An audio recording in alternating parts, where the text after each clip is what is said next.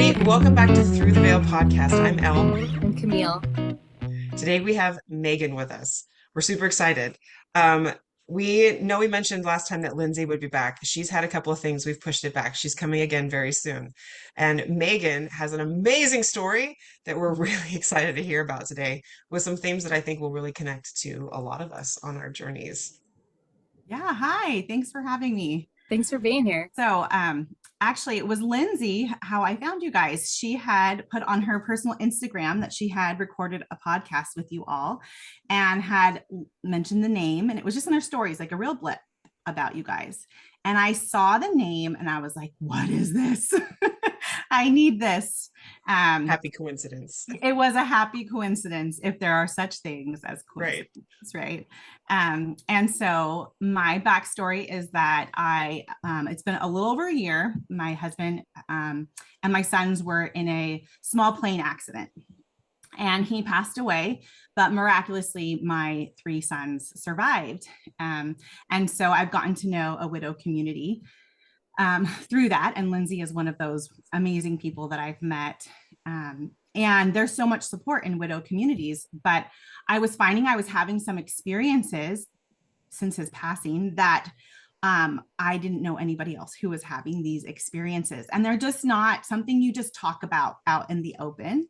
And I actually remember probably about a year ago at this point, I was like Googling like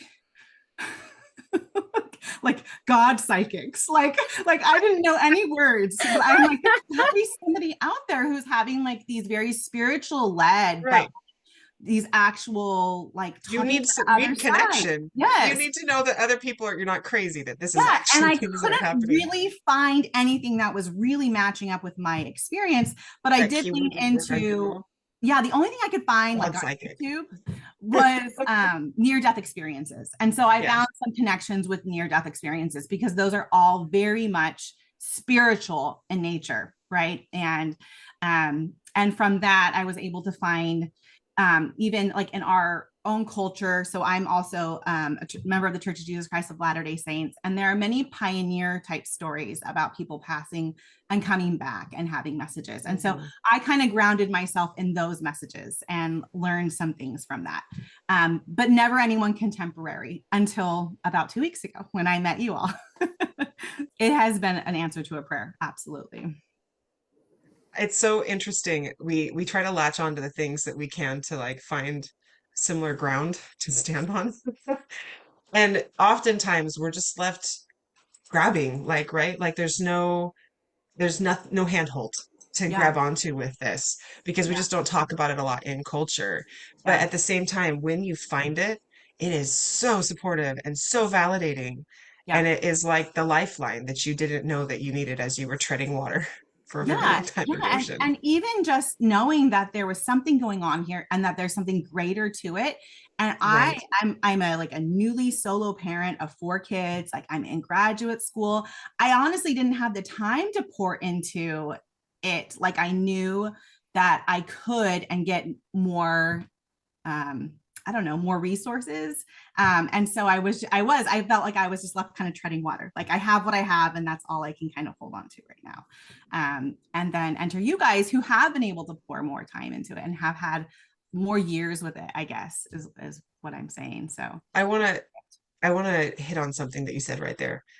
It's so amazing in this greater plan of God that there are so many people who have gifts and have experiences, but for whatever context, for whatever reason, don't have the time or the resource or haven't been directed in the same way to find the answers or the experience or the resource that maybe other people have. So it's so amazing that these things get put together. So it's like it doesn't invalidate your experience at all. Your experience has been amazing, but it adds to it because now you can add from the experience that we've had and take that and be like, oh, here are the answers I've been looking for that I haven't had the time for. Thanks, God. And I think in that way, it was an answer to a prayer, right? Like that I'm able to kind of parlay off of what you guys have done and jump in. And I think that you'll see in my story, I really did get thrown into like the deep end with this, that it wasn't a gradual onset. It was like, and here you are, let's go. So yeah. Now swim. Yeah, exactly. Yeah. Swim. Here's this beautiful, amazing stuff. Go, you know. I think it's important that we validate people's experiences. My husband sent me a meme or like a video clip the other day on Instagram, and it was Courtney Cox. She was the actress on Friends, right? Who played Monica. And she was talking about Matthew Perry, who passed away. And she said, if we believe in this thing, then yeah, he's visiting me. And I felt like that was her soft commitment way to be like, I'm having experiences and he's coming. She's like, if we believe in this. I'm like, of course she's, like, we need to give ourselves permission to say, this is a legitimate experience. And that's why we created this community, because I was having my own experiences after my son passed away, which I felt comfortable sharing with Rachel, who's our podcast producer, because she'd shared experiences she had as a kid growing up with spirits. And then I shared those with McKinley, who's also been a guest on the podcast, because she'd shared experiences with me. So I was like, whew, I'm not the only one. I can talk to friends about this. But then we met Elle and we're like, oh my gosh, Elle knows a lot about this. She's been studying this for years. And so then we decided we needed to create a podcast, because it's like, we felt like there's got to be so many people that are just like feeling isolated here in Nevada and isolated here in New Hampshire and isolated here in New England or wherever, just like all of us need to like feel like we're part of something bigger, because we are, but it's just such an isolating experience when you don't know there's other people having similar. Yeah, exactly. Yeah, we look for things like that, like Courtney Cox. We're like, no, I wanted to like private message, be like, don't worry, Courtney, I've got a podcast for you, here you go. And to be honest, my very first profound experience was one of those where it was like, finally, I feel validated and I'm going to lean into this now. I'm going to only assume that this is actually what's really happening. Like permission to believe at some point. Yeah. We need that, because society tells us that this isn't logical. Yeah. And to be quite frank, like I had really no inclination that my husband would pass at a young age. Maybe some people do. I had no inclination.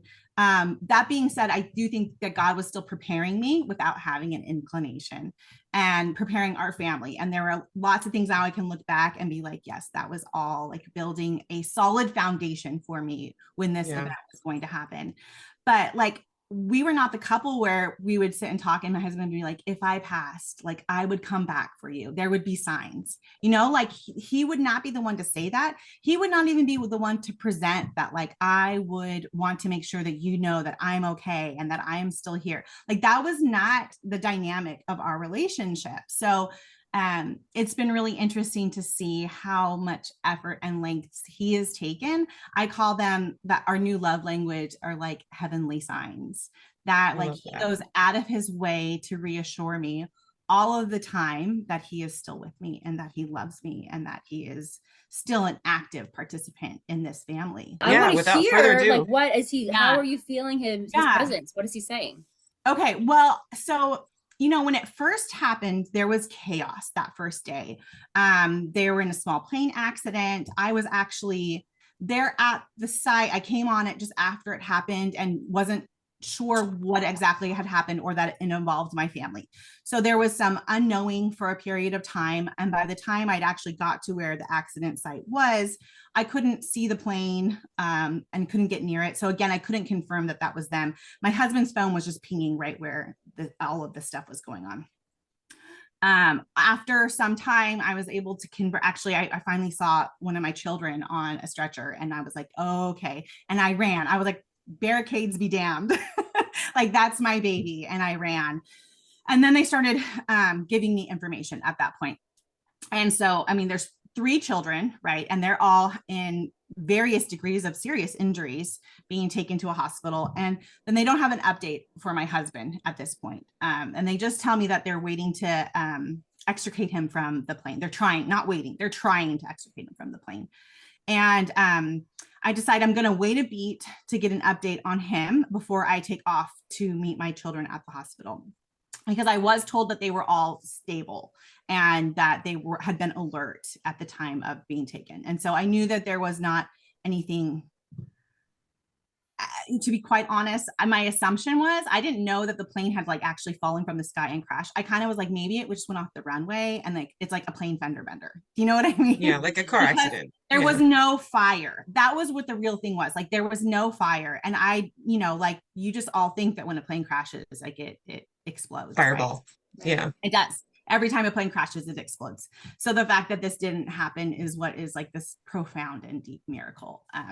So anyways, the son that I got to see was the least of my injured children. And so I was like, okay, like he is definitely bruised and beaten, but he is okay, you know? And he was so stunned and had significant head injuries. Like he couldn't, I was like, what happened, baby? Like, tell me. And he's like, is this real life? Like, are you really here?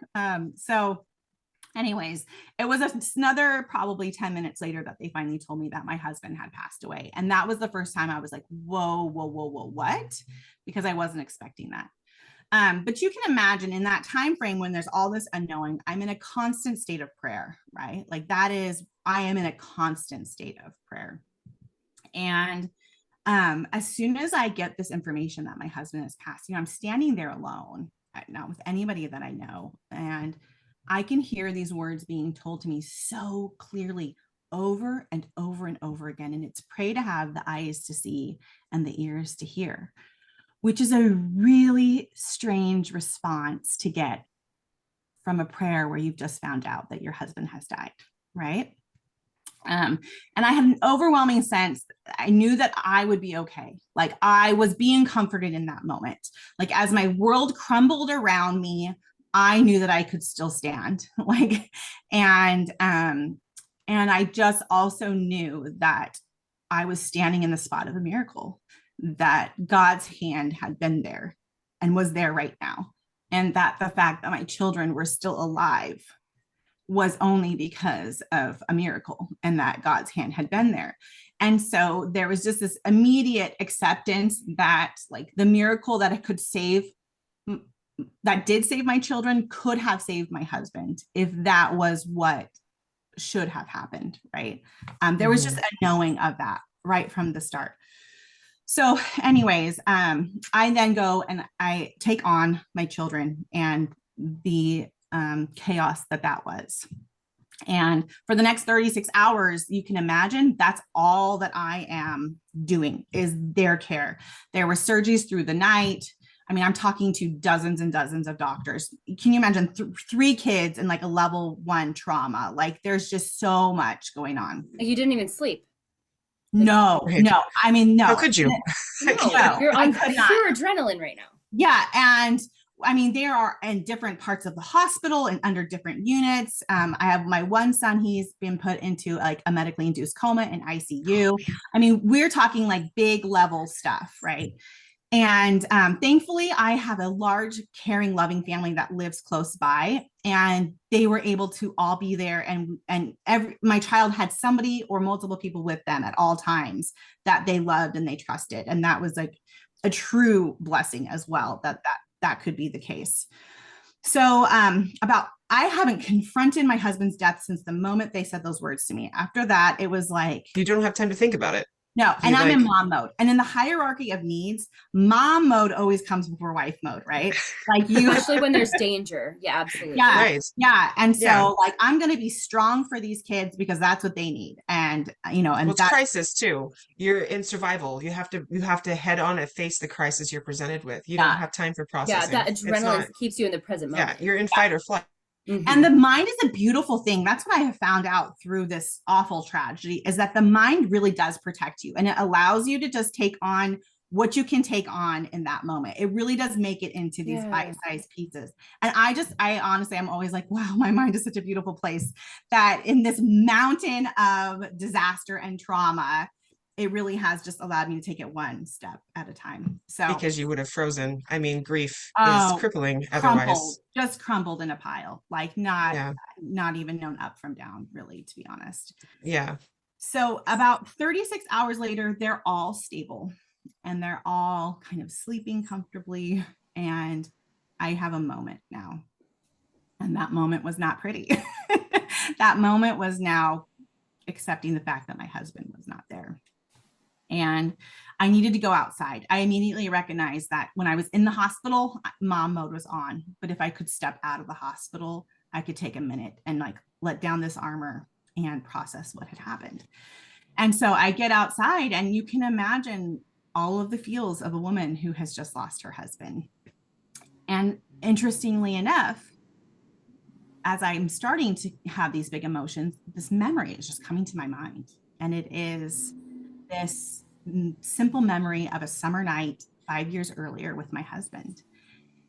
And I remember just being like, why is this memory coming into my head, especially when I am trying to be like grieving widow right now.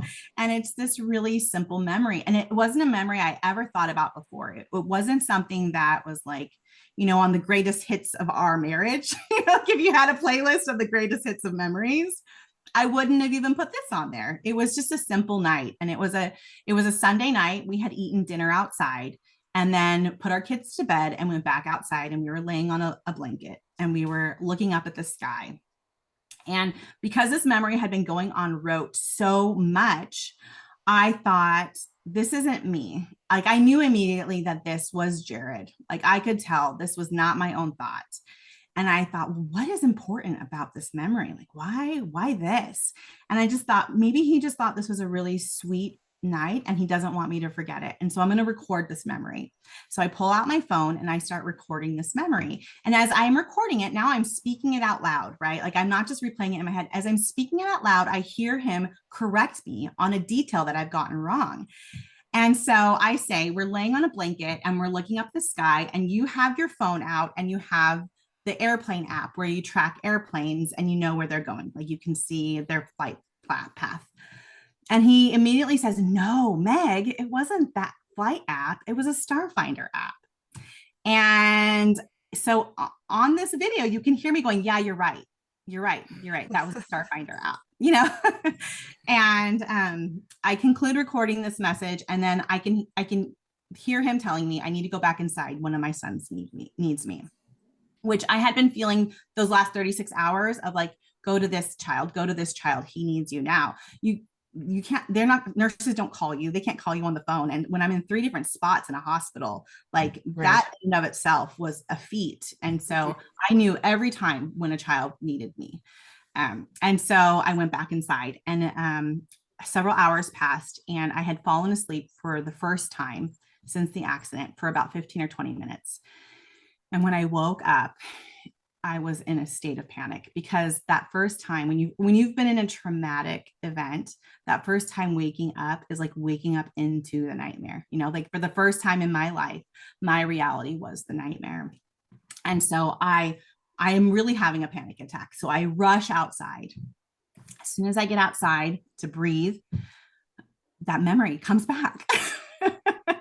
I'm like, oh my gosh, I get it. You liked this memory. Okay. And it's like, no, that's all I can think about. I'm just stuck on this memory. And I finally like almost exacerbated, like, what do you want me to do with this? Like, the last thing I can do is just act it out. Do you want me to act it out? And it was like, yeah, act it out. So it's 3 a.m. at the outside of Rady's Children's Hospital in San Diego, a large hospital. And I lay my blanket down on the ground and I look up at the sky. And at this point, I think I'm half anticipating like a shooting star going across the sky. Something big and amazing. Right. Like this. And but I look up and it's July in San Diego. There's a marine layer. There's no stars, and it's in the middle of the city. There's light pollution. Like there was no stars in the sky. And I lay there for a beat, and then he was like, Mag, what were we doing? I'm like, oh yeah, you have the Starfinder app out. So I download the Starfinder app, and I hold up my phone and I gasp at what I see. So to rewind just a little bit, earlier in that day, I was able to have my real first conversations with my sons who are alert about all of this. And my oldest son asked something along the lines of like, Mom, how are we going to move forward? Like, what is the next step in all of this? And really only being able to tell him like the weight of this tragedy is so heavy. Like our lives just got knocked out of balance. And that's what it felt like. It just felt like we got knocked way out of balance. And it was so heavy and so dark. And I told him the only thing that we were going to focus on in the next few days and months and weeks and years was bringing all of the light and the love that this world would offer us to try to bring us back in balance again. Wow. And so we were going to hoard all of the goodness that this world still had to try to offset this hole that was just blown up in our lives. And so when I had been walking out earlier in the evening, I thought, you know what, I'm going to get one of those scales, like those old fashioned scales. And maybe every time somebody does something nice to us, some sort of act of love, I'll put a little note and I'll show the kids, like, we're tipping it back in our favor, right? Like, we're going to tip this all back in our favor. And I thought, when we get out of the hospital, I'm going to look for one of those. So now here we are hours later. And when I look up at the sky and I point my phone at this spot where I can see the clouds are moving, and I just have this sense like that's where he wants me to point it, the image that comes up is an image of a scale, which is the Libra constellation. And it was like, oh my gosh, like, you really are talking to me. And I really am hearing you. And you really have been with me this whole time. And you are using the stars to show me that, like, things are going to be okay. Like, we're going to get things back in balance. The stars are even telling you this, like, it is written in the stars. And I just start weeping. And I know then that I'm hearing him, that there is absolute confidence that this is exactly my husband.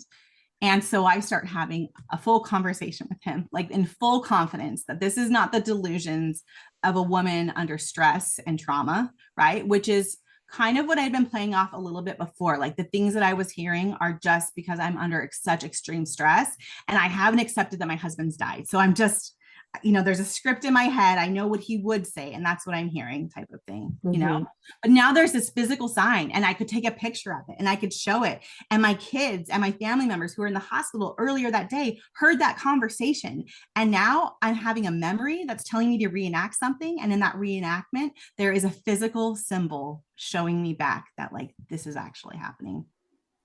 And from that, this was obviously a really intense moment, right, of this acceptance. And I could know and learn then that this was always meant to be, that my husband was telling me, like, this was written in the stars, like, this was always the plan, and that more good than bad, he promised me. And he's like, it was not just his promise, it was like the Lord's promise that, like, more good than bad would come from this, which is wild to say to a woman who is at the hospital with her 3 broken and battered children, and a husband who's gone, to sit there and say, like, more good than bad would come from this. And but I trusted him, and I believed him, and I believed a loving Heavenly Father, and that was true. And that set a paradigm for, like, the rest of my grieving, right? Like, that laid a foundation of, like, trust and love and gratitude that I think has been so integral to the rest of my experiences that have followed. Yeah, we were kind of talking about this in the pre-podcast recording discussion about the gratitude and why it's important, if you want to connect to loved ones on the other side, to have that gratitude in your heart. Because, well, we've talked about in previous episodes, of course, grief can be really noisy. It's like white noise, and it sort of blocks the ability to connect. But gratitude raises your own emotional, spiritual vibration higher, so that you can hear that frequency, you can connect to it. Yeah. So yeah, I would even go to say that grief is disorienting. Like, right, fully debilitating. Like, yes, a full disorientation. Like, your life as you know it is literally in pieces on the ground, and you don't know up from down. You don't know anything anymore. And anything that you maybe had some, like, blind trust in, like, this is my partner and we're going to move through life and we have these goals, it's all gone. Even God, people in that place are like, absolutely. God, like, the permanence, how could permanence God be that you here for believe this? you're going to have is gone. And so if permanence is gone, then, like, what can we hold on to? What is there? What is there?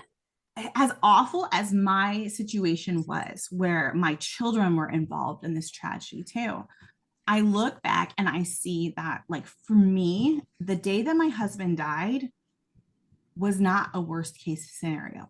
And most of the widows that I meet, the passing of their husbands, it doesn't matter what it was. Was it cancer? Was it a car accident? Was it, another kind of illness? Whatever it was, the worst case scenario played out for them. right? And that brings a whole set of emotions of like, why me? Where was our miracle? Like, did I not have enough faith? Did I not have enough trust? Like all of this emotion, right? Why am I getting picked on? Yeah. Right. Yes. Yeah. And for me, it was so obvious from the moment this all happened that God's hand was there that day. And it was not my worst case scenario. And that, again, like I reiterate, like the same miracle could have saved my husband if that was what was supposed to happen. And so from the moment it happened, it wasn't like, why me, God? But it was like tearfully being like, I am not worthy of this gift. Like, thank you so much for this mercy and this grace that has been poured down upon me.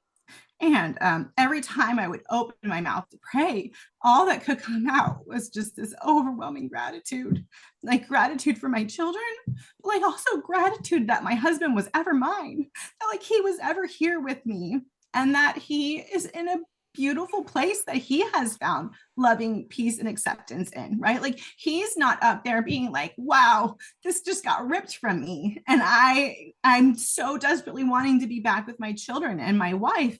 Like that's not the sense that I ever get from him. He is so happy where he is, and his only longing is for us to join him there when it is the right time. And until then, he will be with us here, walking this with us and making sure that we have the most beautiful outcomes we could possibly have. Like that is his sole purpose, is really to make sure that the outcomes really are the good ones, Right. Maybe not the ones without pain, maybe not the ones without sacrifice, maybe not the ones without hardship, but like the good, right? The greater good will come from that picture. I want to follow that train of thought in just a second, but if we can jump back, I think your experience here has a lot of really powerful demonstrative value of like you were given this amazing gift. I know we were talking about in the pretext preparation for this episode of like it's amazing how we can take the experiences of other people that we don't get to experience and like they don't take away from what we've gained or what we've lost, but we can incorporate them and learn something from them. Like that old adage, like, can't experience everything, you can't learn everything, so you might as well pick it up from somebody else. Yeah. You were given this amazing gift in this moment of a sudden awareness of understanding of like, this is a miracle. God's hand was here. And I think the most amazing part of that is like, instead of leaning into the grief of like, well, why didn't you save him too? Was this not complete? Was this not a complete miracle? Where's that? Where is my husband, the one that is like the most important person in my whole life? Like, why was he taken? But instead, you lean towards, I understand in this moment that this was his time. He could have been saved if this was your will, but it wasn't, and that's okay. Like this acceptance of that. That is a gift. That's amazing because I feel like your average person, that grief we're talking about, it's so disorienting. You're gonna miss that insight, right? Yeah. The natural inclination is to latch on to the horrible. Yes. What The fear. what The fear is fear? so, I mean, because it's not just the fear of living life without them. Like as a widow, Shock. it's the fear of your loss of livelihood, your loss Right. of partnership, like everything about it. When I talk about imbalance, it's like literally a hole was blown into our Right. lives. Like this Practically speaking, like and so you're everything cleaning, like falls. you should be freaking out right now. Yeah. Yeah, you should be freaking out. And I actually had a lot of experiences the first few weeks where I could feel adversarially like, this is bad news. You should really be panicking and flipping out. And going back to that promise that more good than bad would come from this. And just this absolute gratitude that, like, if God could save these children from a fiery plane crash, there is no limits to his power. And the rest of this, if I truly trust, if I truly put it in his hands, is going to unfold greater than I could have ever imagined, right? Like greater than I could have ever imagined. And it really, that one event, that one night, having that information given to me, knowing that this was always meant to be, knowing that a miracle had taken place, knowing that God has a plan, it took so much fear from me. It took so much of this white knuckling of like holding on to the temporal things I can hold on to and actually allowing a letting go that I think that ushered in like the heavens really opening. It allowed for more communication, more not just beautiful, loving, connecting moments with my husband, but more revelation on not only how things would unfold for me, but like my personal mission in life, the things that I'm supposed to accomplish. And I know, Camille, we talked before, and I said, I don't think I felt like a whole soul until all of this had happened. Mm-hmm. Allowed me to step into spiritual gifts. It allowed me to step into a true faith. It allowed me to step into letting go of control on the things that I thought I can control. And in doing that, I found like a whole soul that I had not realized I was missing, you know? Right. Yeah, like your truest self. My truest self. Yeah, my truest self. I've heard that a lot dealing with people who like helping people and talking people through doing sessions with people who are in this moment of really intense grief. After that acceptance part happens, you find a whole nother life. Like it's not the same, and there is grief and loss for that, which can't be understated. Like you do deserve the right to grieve that loss, but there's something else on the other side. And a lot of times, once you are allowing yourself to step into that, the beauty is there. Like it is different, but it is beautiful. And I think a key portion of what you're just talking about is like you through this gift, through this understanding that you had right at the beginning, you were able to let go of that resistance to change, that resistance to loss, that resistance to grief, the and resistance to anger. And I mean, right.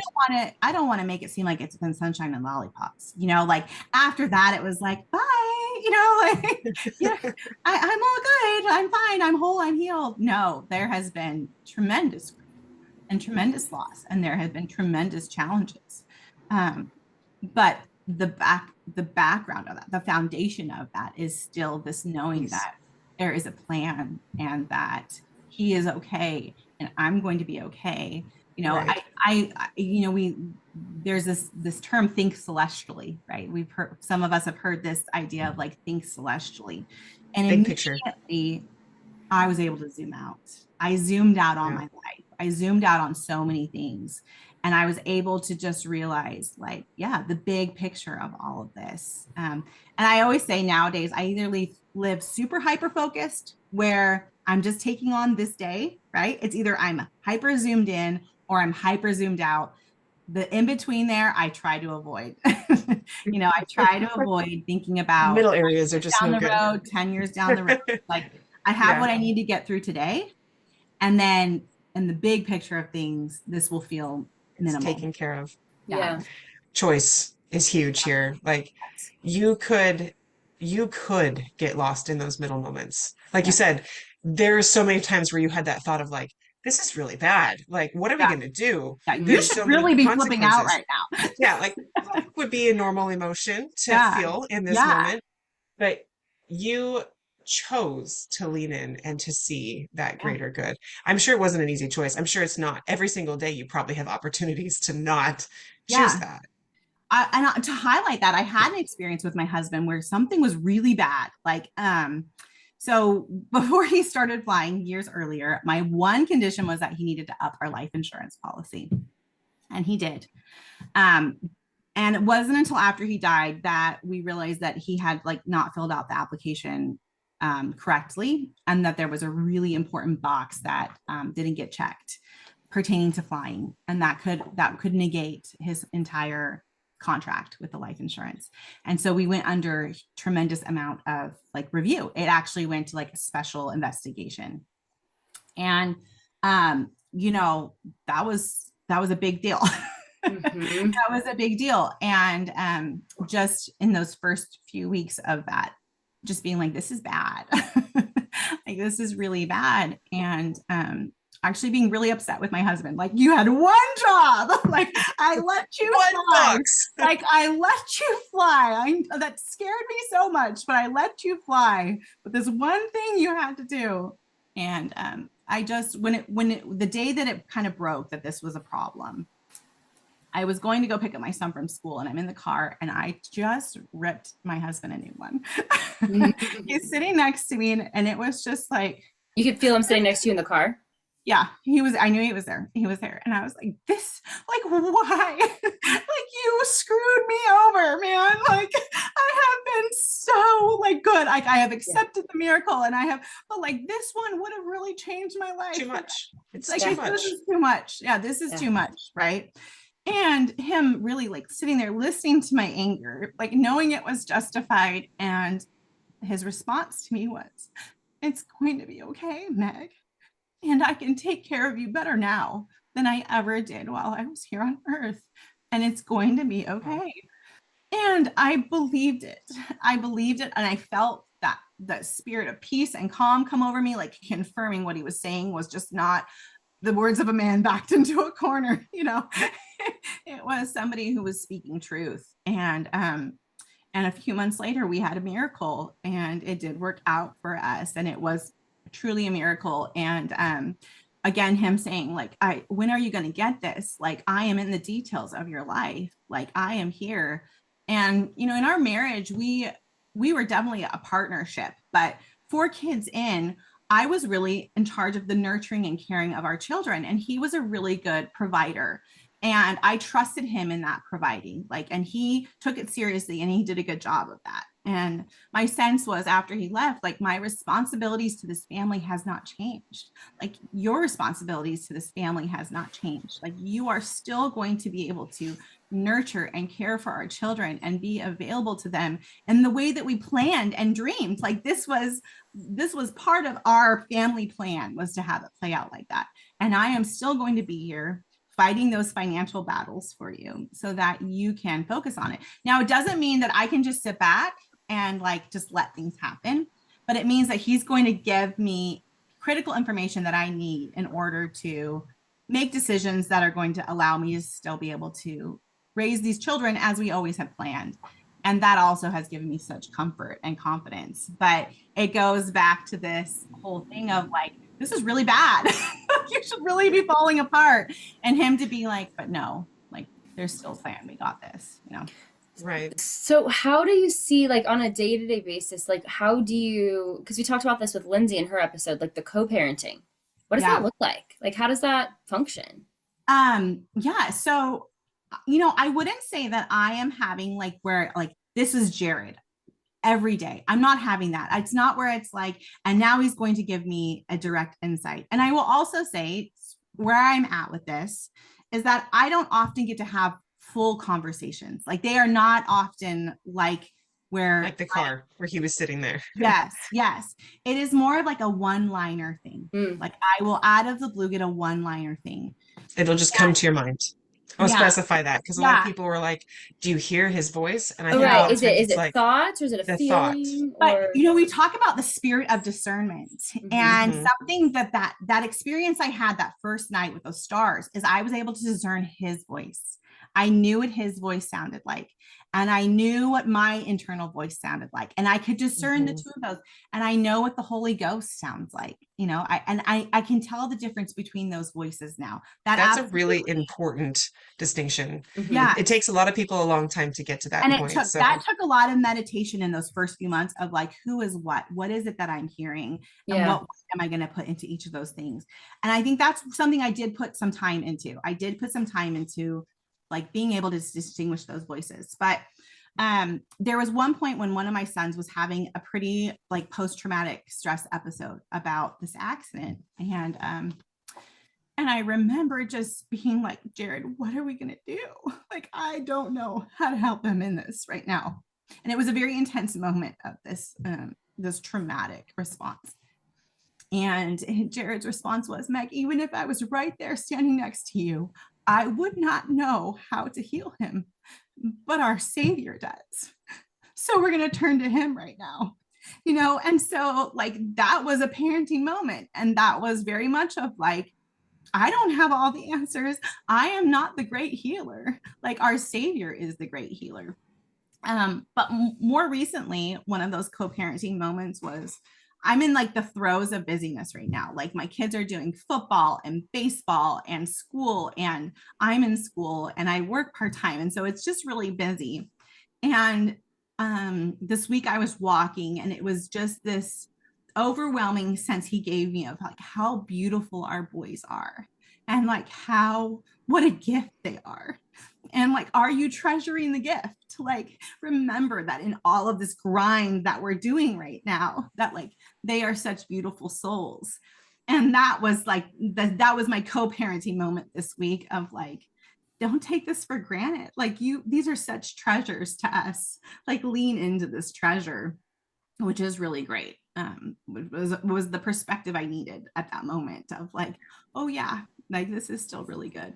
But I often feel him when I'm praying over my children, like guiding and directing those prayers of knowing what to pray about. I have all boys. I have 12-year-old, an 11-year-old, and 10-year-old, and we're getting into some pretty critical years. And I remember in January just being like, Meg, you need to take some time to fortify our house. Like, what is the electronic situation? Like, let's get passcodes on, let's get filters on, like, let's lock things down. And again, I'm 6 months out from losing my husband in a traumatic way, and my children have all these various injuries.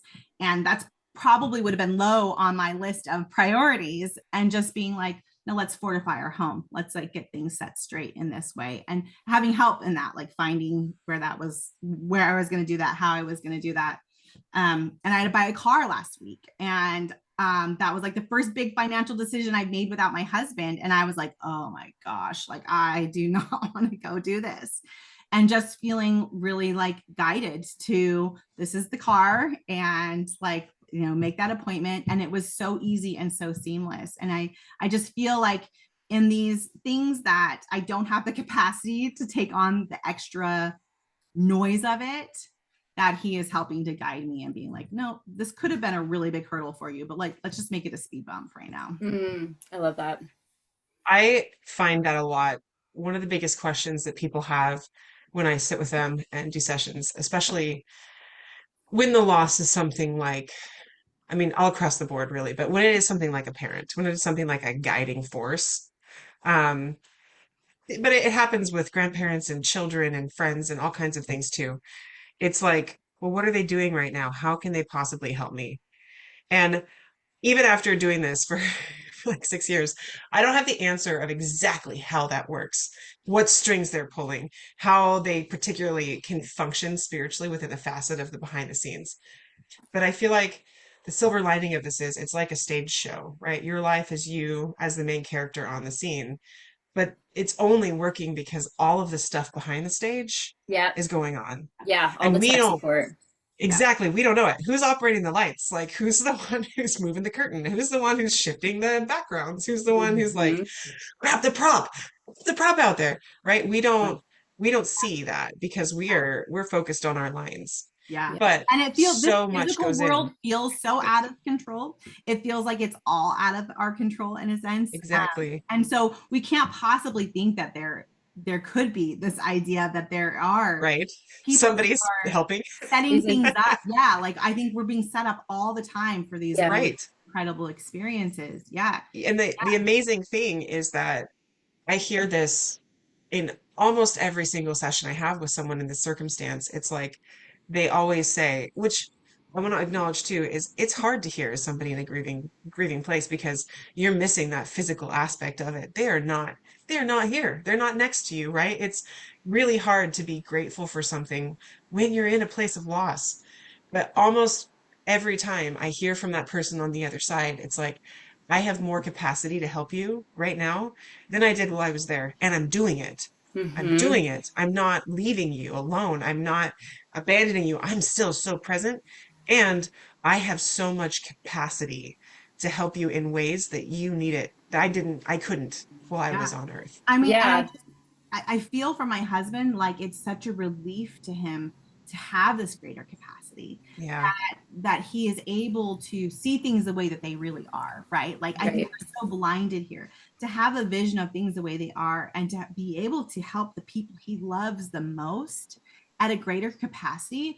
What could be more like comforting than that, right? Like, well, and you have your co-parent can have his eyes on his kids all of the time when they're at school. Like what's going on at school, like he can give you insights and info that you wouldn't be able to get otherwise. He can see like into the nitty gritty, like into the details and big picture, to that perspective. And to help the kids, or to help that. This came up in a session I had 2 days ago where her husband was like, look, you don't know what's going on at school with them. You don't know what they're struggling with in their friend groups or the choices that they're making or stuff, because you can only see so much. But I can see all of it. Yeah. And I can see into their heart. Like I know what they're hiding and what they're giving. I know the grief that they're moving through and their problems. Yeah, the And work I they're can doing on the work on that. inside. Yeah, yeah. Right. I will Right. also say too, like, I don't think it's just my husband. I think it's Yeah. other people that I love as well. Even though I've had that experience with my husband, like I know that there are other things in the background, that other people in the background, Other busy bees that are in the hive. Yeah. They're doing yeah, the work. Yeah. absolutely. The And angels. I've had several of our family's been in our home, but some of my husband's friends and coworkers are just obviously really distraught about this, right? Like he was a young man with a young family and struggling to find peace. And I want to invite those people into our home to take part in what they feel in our home. And there is a feeling of hope. And my children laugh and they play and they love. And they are, even though I mentioned this idea or this event where my son was feeling some trauma, like they are not traumatized in spite of all of this. Like, Wow. and I don't think that is because of anything that I am doing. I think that is because we have a host of angels in this home who are constantly being like, you're okay. And it's going to be okay. And look how lovely you are. And look at this beautiful world. And look at all the wonderful things that we have here still. Yeah. Just that constant like whispering, that background. And my children truly feel that way. Like they truly feel like this is a beautiful world that they're still left in, and that there is so much for them to take part of. And I owe that to this force of these, protective guardian heavenly helpers that are fully vested in our lives and always have been. The difference is now I have the eyes to see and the ears to hear. Right. I didn't take this traumatic event for them to step in. Like I realized they have been here all along, Yeah. You can see it because you're aware of it now. Yeah. It wasn't just because now I had to have this awful thing happen that like God was going to allow this presence in my life. That wasn't the case at all. They have always been there. And I can't wait for that moment when that veil is lifted and we can see the way they were pulling strings in our favor. Oh, it's going to be amazing. What a miracle. I can't wait for that moment. Yeah. So cool. I love what Lindsay had said too about how, like I did when my husband died, I'm like, this is a pause. This is a pause in our relationship until I get to be reunited with him. And how clear this year it's been like, no, this is not a pause. We are still growing this just a shift together. Yeah. And I remember one particular event, I was spiraling. This is like a very funny anecdotal story because you'll relate as a wife probably, where it's like, oh my gosh, this death has left me haggard. Like not only do I look haggard, but like I feel haggard. Like I'm not funny anymore. I'm not playful anymore. Like I am heavy and this is hard. Like all of this is a grind now. And then there's my husband and he's in heaven and it's like light and beautiful. And he knows all of the things and his stresses are taken away. And he's watching this woman like deteriorate in front of him. Like just like you just becoming this awful version of herself. And I just remember thinking like, I'm going to be such a different person 50 years from now when I leave this earth, like a different person than he left. And what if when we have that reunification, like he's like, I don't know this person. Like you're a different person. And I'm like, is that going to be awkward? Like, is this hopeful moment I keep waiting for, this hopeful moment of like, and finally we're together. Is it going to be like, who are you? Yeah. I don't recognize you anymore. Really? And You've changed. It was like a hormonal spiral. Absolutely. But really spiraling, like, what if this thing that I lay awake at night, like just talking myself into, like, this is a hard day, but someday there's going to be a beautiful reunion and I'm going to cling to that.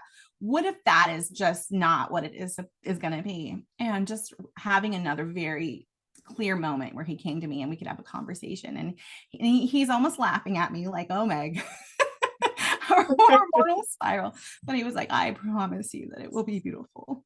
And I promise you that I am here with you. And like, we are growing together. Like we are not growing apart, but we are growing together. And like, love that there's a promise also that like, this is not going to be one more injustice for you, because there are a lot of injustices for widows. Anyone who has lost, there's a lot of injustices, and just being like, don't worry, this is not going to be one of your injustices, So kind of to wrap up and pose one last question about this. Not everybody's experience ends up being like this, where they have that kind of insight, the turning point that allows them to move from that grief into that gratitude, or focus on the light. And a lot of people kind of feel like they lack it, right? They don't get to that light period. What advice would you give to someone who is struggling through those dark moments of the grief and they feel like they can't reach that light, or they don't have that connection? What would you tell them? Well, I think first of all, like grief is so unique to every person. And I think it's really, it gets dangerous when you compare your grief to other people's. And Yeah, so don't, if you are in heaviness, I think that there is purpose in pain. And to maybe instead of sitting in that pain, trying to find the purpose in that pain, like what is it specifically that you're grieving right now? And how can you find peace in that specific thing?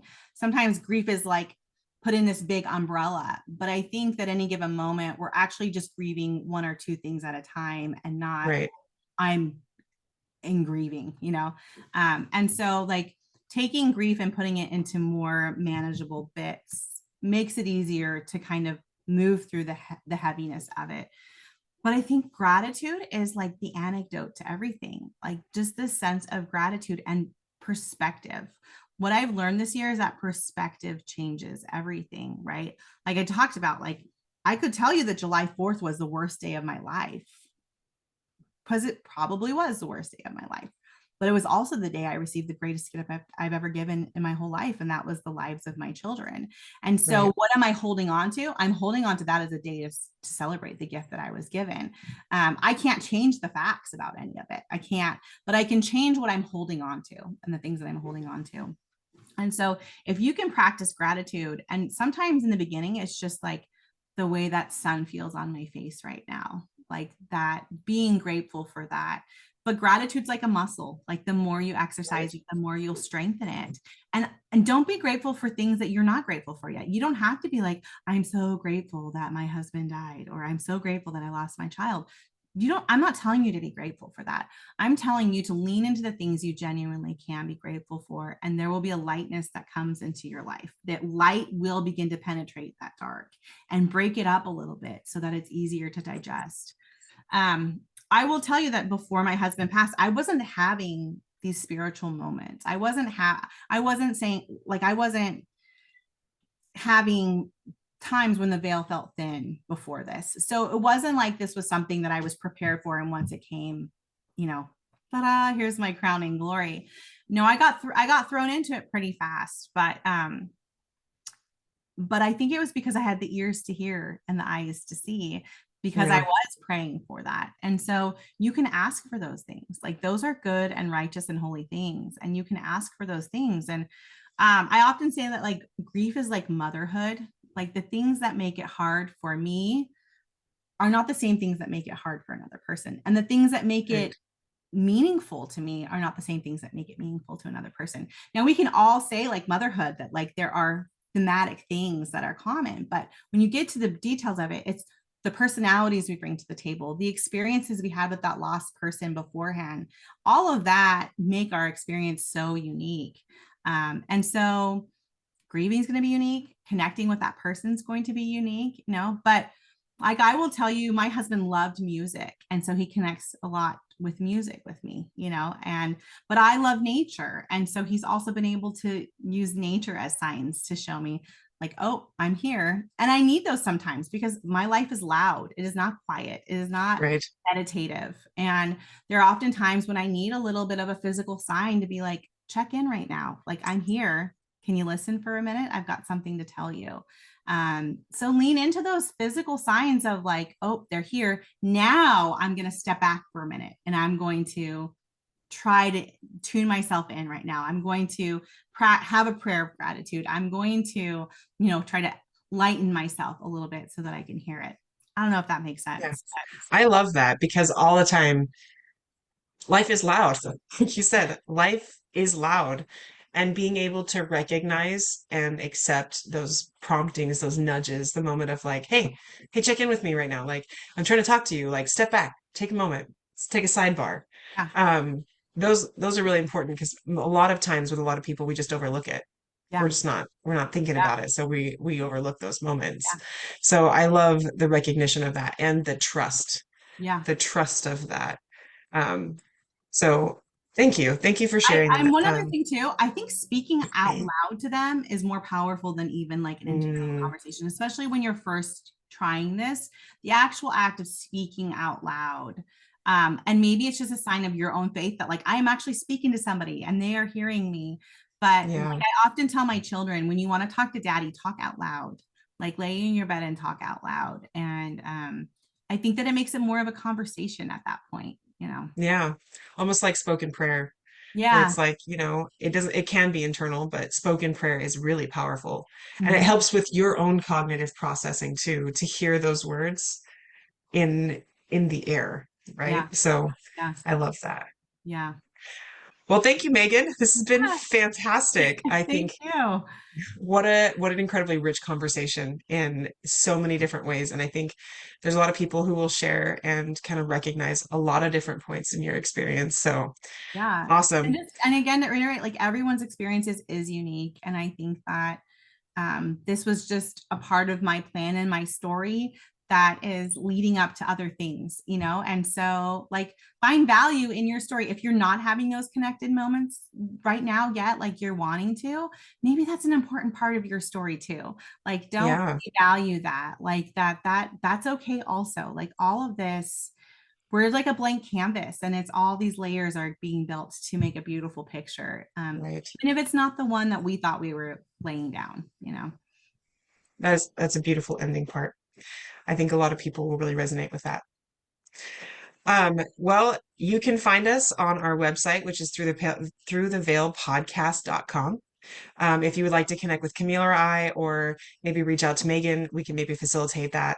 Um, look for our monthly meetups are coming up. We're having some exciting things coming down the pipeline. You may see Megan in the future in one of those panel discussions and get to hear a little bit more about her story.